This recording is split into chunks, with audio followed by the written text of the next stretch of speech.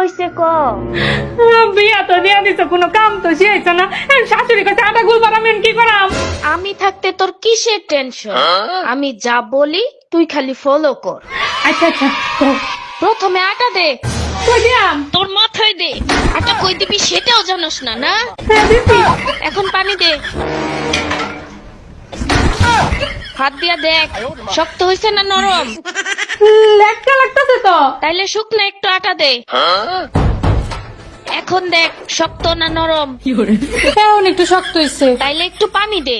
আর শোন, পানি গ্লাস দিয়া দিস না, হাত দিয়া দে। এখন দেখ ঠিক আছে কিনা। হ্যাঁ ঠিক আছে। ঠিক আছে, হ্যাঁ। এখন সবটি আটা একসাথে জড়ো কর। আর হন, হ্যাঁ। একটা ছবি তুললে আমারে পাঠা, দেখি কেমন আটা বানাইছস। আচ্ছা, সুন্দর হয়েছে। तो खींच मेरी फोटो तो खींच मेरी আমার বাড়াই। बड़ो लोकेर बेटी लो হ্যাঁ আম্মা, দেখছো কত সুন্দর আটা কইছি?